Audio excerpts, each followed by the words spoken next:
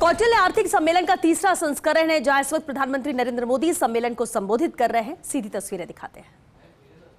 लोगों का जीवन बदलता है तब लोगों में ये भरोसा आता है कि देश सही रास्ते पर चल रहा है।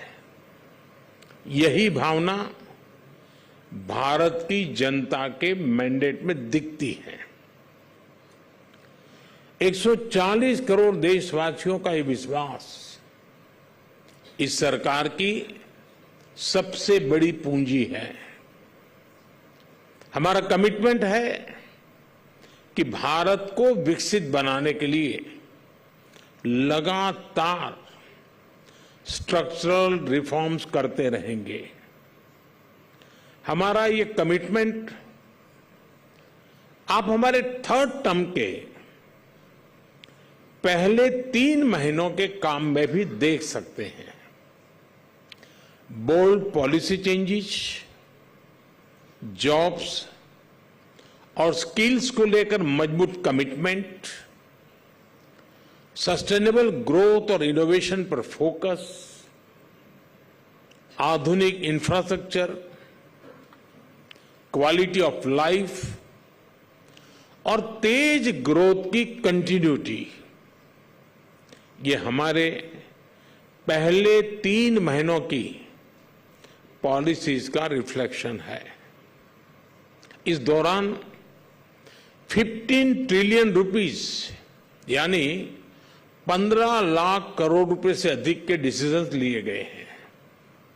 इन्हीं 3 महीनों में भारत में अनेक मेगा इंफ्रास्ट्रक्चर प्रोजेक्ट्स पर काम शुरू हुआ है। हमने देश में 12 इंडस्ट्रियल नोड्स बनाने का भी निर्णय लिया है। हमने देश में 3 करोड़ नए घर बनाने को भी मंजूरी दी है।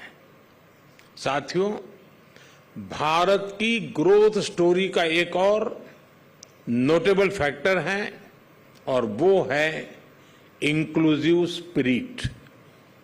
पहले सोचा जाता था कि ग्रोथ होती तो है, इनइक्वालिटी असमानता भी साथ ही बढ़ती है,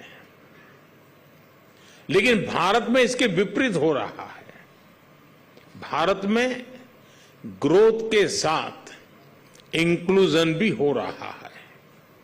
इसी का परिणाम है कि पिछले 10 साल में 250 मिलियन यानी करीब करीब 25 करोड़ लोग गरीबी से बाहर निकले हैं। भारत की तेज प्रगति के साथ हम ये भी सुनिश्चित कर रहे हैं कि इनइक्वालिटी कम हो, विकास का लाभ सभी तक पहुंचे। साथियों, आज भारत की ग्रोथ को लेकर जो भी प्रेडिक्शन हो रही है, उनका कॉन्फिडेंस भी बताता है कि भारत किस दिशा में है। यह पिछले कुछ हफ्तों और महीनों के आंकड़ों में भी देख सकते हैं। पिछले साल हमारी इकोनॉमी ने हर प्रेडिक्शन से बाहर कहीं बेहतर किया। वर्ल्ड बैंक हो, IMF हो, मूडीज हो, सभी ने भारत से जुड़े फोरकास्ट को अपग्रेड किया है। ये सारे संस्थान कह रहे हैं कि ग्लोबल अनसर्टेनिटी के बावजूद भारत 7+ रेट्स के साथ ग्रो करता है। वैसे हम भारतीयों को पूरा कॉन्फिडेंस है कि हम इससे भी कहीं बेटर परफॉर्म करेंगे। फ्रेंड्स, भारत के इस कॉन्फिडेंस के पीछे कुछ ठोस कारण है। मैन्युफैक्चरिंग हो या फिर सर्विस सेक्टर, आज दुनिया भारत को इन्वेस्टमेंट के लिए पसंदीदा जगह मान रही है। ये कोई कोइंसिडेंस नहीं है, बल्कि ये बीते 10 साल में हुए बड़े रिफॉर्म्स का ही नतीजा है। इन रिफॉर्म्स ने भारत के मैक्रो इकोनॉमिक फंडामेंटल्स को ट्रांसफॉर्म कर दिया है। जैसा एक उदाहरण भारत के बैंकिंग रिफॉर्म्स का है।